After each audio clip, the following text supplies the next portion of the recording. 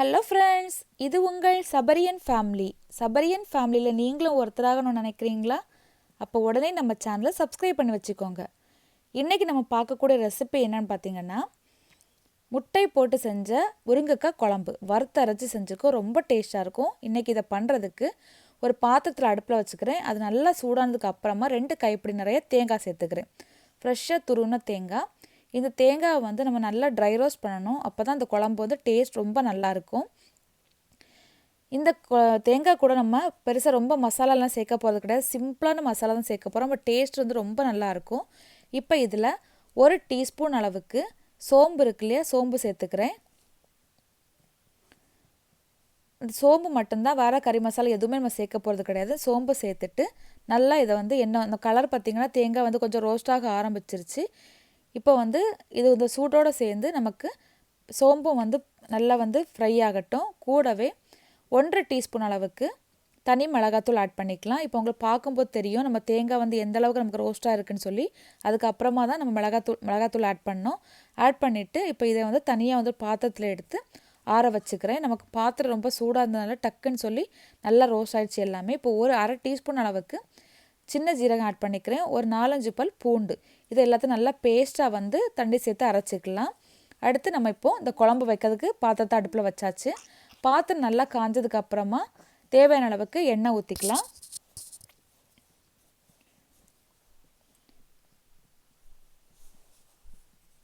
எண்ணெய் நல்லா காயட்டும். காஞ்சதுக்கு அப்புறமா கடுகு சேர்த்துக்கணும்.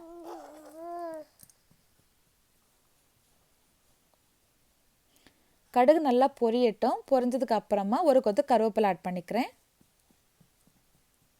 கருவேப்பிலை சேர்த்த உடனேயே நான் ஒரு பெரிய சைஸ் வெங்காயத்தை நீல வாக்கில் ரொம்ப தின்னாக கட் பண்ணி வச்சுருக்கேன், அதையும் சேர்த்துக்கிறேன். சேர்த்துட்டு நல்லா வந்து இந்த வெங்காயம் நல்லா வதங்கணும்.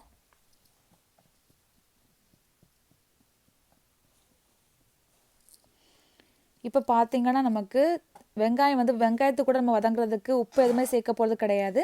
இப்போ வெங்காயம் கொஞ்சம் கிளாஸியாக வர ஆரம்பிச்சிருச்சு. எண்ணெய் கொஞ்சம் நல்லா வதங்கட்டும். இந்த அளவுக்கு கொஞ்சம் நல்லா வந்து ஒரு கலர் சேஞ்ச் ஆகி வர டைமில் நம்ம ஒரு 2 மீடியம் சைஸ் தக்காளி பழம், நல்ல பழுத்த தக்காளி பழமாக கட் பண்ணி இதில் சேர்த்துக்கலாம்.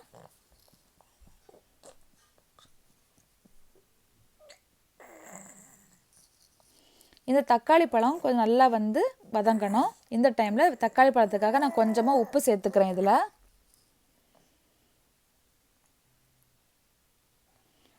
உப்பு சேர்த்துட்டு கொஞ்சம் வந்து வதக்கி விட்டுக்கோங்க.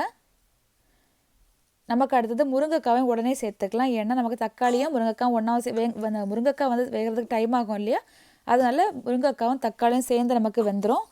அதனால முருங்கைக்காவை நான் இப்போ உடனே சேர்த்துட்டேன். இப்போ முருங்கைக்காவுக்கு கொஞ்சமாக மஞ்சள் தூள் ஆட் பண்ணிக்கலாம்.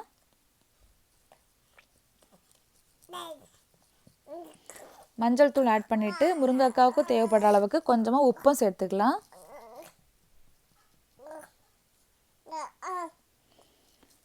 இப்போ வந்து முருங்கைக்காய் மூழ்கிற அளவுக்கு தண்ணி சேர்த்து முருங்கைக்காவை நல்லா வந்து ஃபுல் ஃப்ளேமில் வச்சு வேக வச்சுருங்க. ஏன்னா முருங்கைக்காய் கொஞ்சம் வேகிறதுக்கு டைம் ஆகும் இல்லையா, அதனால்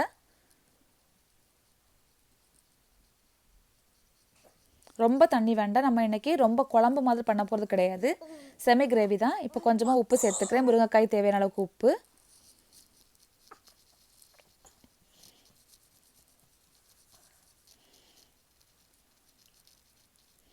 பார்த்திங்கன்னா இப்போ நமக்கு தண்ணி கொதிக்க ஆரம்பிச்சிருச்சு.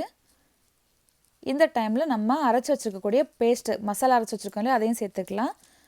ரொம்ப சிம்பிளான ரெசிபி தான். உங்களுக்கு பார்க்கும்போது தெரிஞ்சுக்க நம்ம சேர்த்துருக்க பொருட்கள் எல்லாமே ஈஸியாக எல்லாருக்கும் வீட்லேயுமே கிடைக்கக்கூடிய பொருட்கள் தான். நம்ம எதுவுமே ஸ்பெஷலாக ஆட் பண்ணல. இப்போ டேஸ்ட்டு பார்த்திங்கன்னா அவ்வளோ நல்லாயிருக்கும். எங்கள் அம்மாவோட ஸ்டைல் இது. எங்கள் அம்மா இப்படி தான் பண்ணுவாங்க வீட்டில்.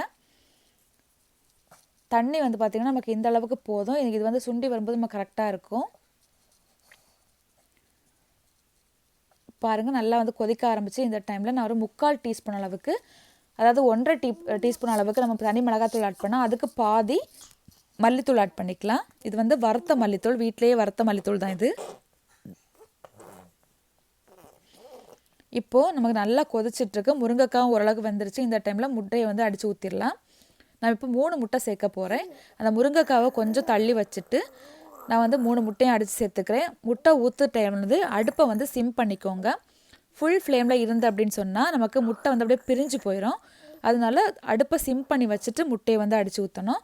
இப்போ வந்து முட்டையை ஊற்றியாச்சு. இந்த டைமில் நம்ம எந்த கலரை எதுவுமே செய்யக்கூடாது. அப்படியே வந்து நம்ம மூடி போட்டு வச்சிடலாம். கிளறினீங்கன்னா முட்டை மொத்தமாக சேர்ந்து பிரிஞ்சு போயிடும். இப்போ மூடி போட்டு அப்படியே வச்சு சிம்லேயே வச்சுக்கோங்க. இப்போ ஒரு 2 மினிட்ஸ் கழிச்சு நம்ம ஓப்பன் பண்ணி பார்க்கலாம். இப்போ பார்த்தீங்கன்னா முட்டை வந்து நமக்கு அந்த ஒயிட்டெல்லாம் வந்து கொஞ்சமாக வெந்து நமக்கு தெரியுது பாருங்கள். இப்போது இது அப்படியே இருக்கட்டும். இனி வந்து ஃப்ளேமாக ஹை ஃப்ளேமாக மாற்றிக்கலாம். இனி வந்து பிரிஞ்சு போகாது முட்டை நமக்கு. அதில் இனி ஹை ஃப்ளேமில் வச்சிடலாம், மூடி வச்சிடலாம். இப்போது முட்டை வந்து நல்லா ஓரளவுக்கு அடிப்பக்கம் எல்லாமே நல்லா வெந்துருச்சு. இந்த டைமில் இந்த முட்டையை வந்து அப்படியே எடுத்து மாற்றி போட்டுடலாம். உங்களுக்கு பார்க்கும்போது தெரியும் இந்த அளவுக்கு வெந்திருக்குன்ட்டு. இனி வந்து முட்டை கரைஞ்சதுமே போகாது. அப்படியே 3 முட்டையும் எடுத்து மாற்றி போட்டுடலாம்.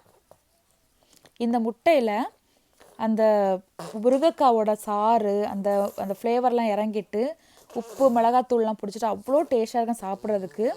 இது வந்து ஒரு வெஜ்ஜு நான்வெஜ் குழம்புன்னு கூட சொல்லலாம். ரொம்ப டேஸ்ட்டாக இருக்கும்.